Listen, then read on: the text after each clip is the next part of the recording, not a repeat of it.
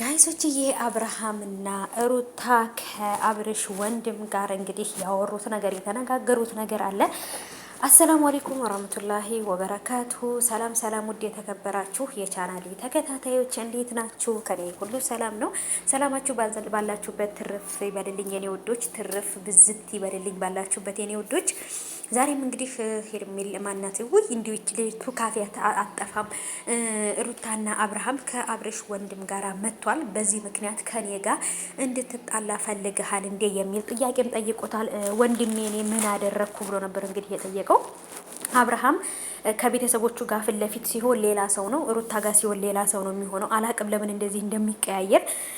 እናም እንግዲህ ያው ወንድምየው በአንተ ምክንያት ወይንም እሷ እናንተ ሚዲያ ላይ በምታረጉት ምክንያት ጋሽዬም በየቀኑ እየደወለ የእነዚህ ልጆች መጨረሻ ምንድን ነው? ለምንድን ነው መጨረሻ የሌለው? ለምንድን ነው በቃ መለያየትም ከሆነ ተለያይተው እሷም የራሷን ህይወት እሱም የራሱን ህይወት በቃ ወደ እሷ ህይወት እንዳይመጣ እሷም ወደ እሱ ህይወት እንዳትሄድ ተረጋግተው ይቀመጡ፣ እንደዚህ አይነት ነገር አንፈልግም ብሎ እንግዲህ ጋሽዬ ወንድሙን የአብርሃምን ወንድም እንግዲህ ልኳል። ምክንያቱም አብርሃም ቤተሰቦቹን እያገኘ አይደለም፣ ቤተሰቦቹን እያገኘ ምንም ነገር እየተፈጠረ እንደሆነ እየተናገረ አይደለም ጋይሶች ማለት ነው። በቃ ቢደወልለትም ቤተሰቦችን እየቀጠረ አያገኛቸውም ማለት ነው። ምክንያቱም ስለዚህ ነገር ሊጠይቁት እንደሆነና ስለዚህ ነገር ሊያወሩት እንደሆነ ስለሚያውቅ ቤተሰቦቹን አያገኝም፣ አያናግርም ማለት ነው። ለዛም ነው እንግዲህ ወንድምየውን ጋሽዬ ልኮ ይህን ነገር እንዲያደርግና እንዳጣራ ያደረገው ማለት ነው።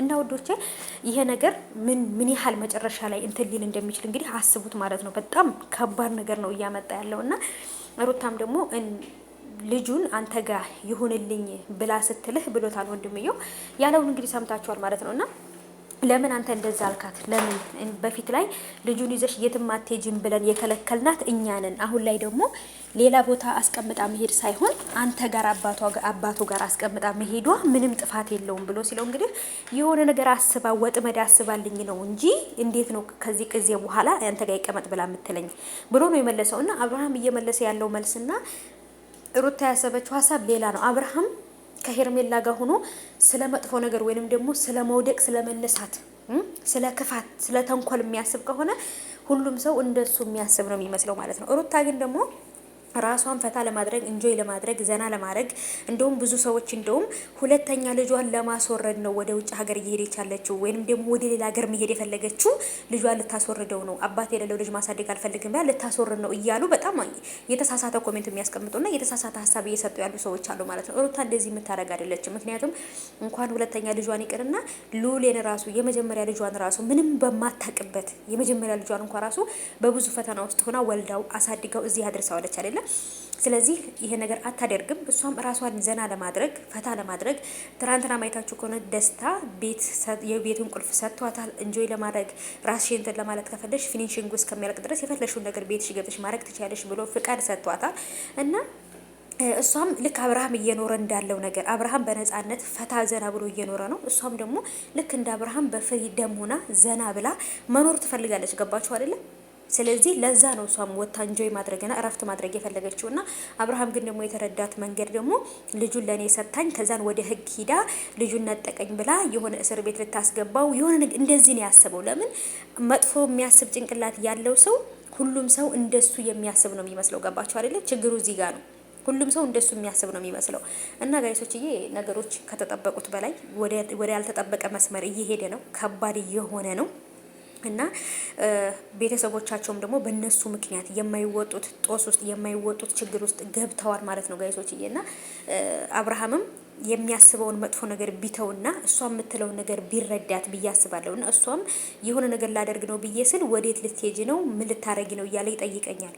እኔ አልፈልጋትም ብሎ ሚስትነቴን ትቶታል፣ ተፋተናል ብሎ አስቧል አይደለ? ስለዚህ ከዚህ በኋላ እኔ የፈለኩትን ነገር ባደርግ እሱ እኔ መጠየቅ መብት የለውም ብላለች። ትክክል ናት ሩታ እዚህ ላይ ትክክል ናት። ምክንያቱም እሱ የራሱን ህይወት ከሄርሜላ ጋራ ዘረጥን ቦጥ እያለ እዛችም እያለ እሷን ግን ደግሞ እዚህ ጋር ማስቀመጥና እዚህ ጋር እኔ ያስቀመጥኩት ቦታ ላይ አትንቀሳቀሺ፣ እኔ ያስቀመጥኩሽ ቦታ ላይ መንቀሳቀስ አትችይም ማለት አይችልም። እሷም የራሷ ህይወት የራሷ ላይፍ የራሷ የምታሳልፈው ጊዜ አላት፣ ልክ አብርሃም እንደሚያሳልፈው ማለት ነው። ገባችሁ አይደለ? ስለዚህ አብርሃም እሷን አንድ ቦታ ላይ መቆም አለብሽ ምናምን ብሎ እንትን ማለት አይችልም። እሱ ሲፈልግ የልደት ዝግጅት ላይ ሲፈልግ የሰርግ ፕሮግራም ላይ ሲፈልግ የፓርቲ ላይ ምናምን ከሄርሜላ ጋር እየተንዘላዘለ አይደል እንዴ? ምን ቦታ እንኳን ሳይመርጡ ሰውን ሳያፍሩ ለዛውም ከዚህ በፊት ሩታን ሳይፈታት ነበረ አብርሃም ሩታን ሳይፈታት ከሄርሜላ ጋር ሲጃጃልና ሲላላስ የነበረው ማለት ነው። ስለዚህ ሩታ ደግሞ በተከበረ መልኩ ክብሩን በጠበቀ ስነ ስርዓቱን በጠበቀ እሱ ፈትቻታለሁ አልፈልጋትም ብሏል አይደለ? ሩታም የፈለገችውን ላይፍ እንደውም አብርሃም እየኖረ ካለው በላይ ነው የምትኖረው። ምክንያቱም አብርሃም አሁን ከሄርሜላ ጋር ነው፣ ግን የሄርሜላ ቤተሰቦች አብርሃምን አይፈልጉትም በጭራሽ። ምክንያቱም ለልጁ ያልሆነ ሩታ ልቧ በጣም ቀና የዋህ ለሁሉም ነገር ደግሞ ልቧ ንጹህ እንደሆነ ምስኪን የዋህ እንደሆነች የሄርሜላ ቤተሰቦች ራሱ እየተናገሩ ነው። ምክንያቱም ሩታ ተበዳይ እንደሆነች እና ነገ በሰፊው ራሱ ማመጣላችሁ ቪዲዮ ታዩታላችሁ።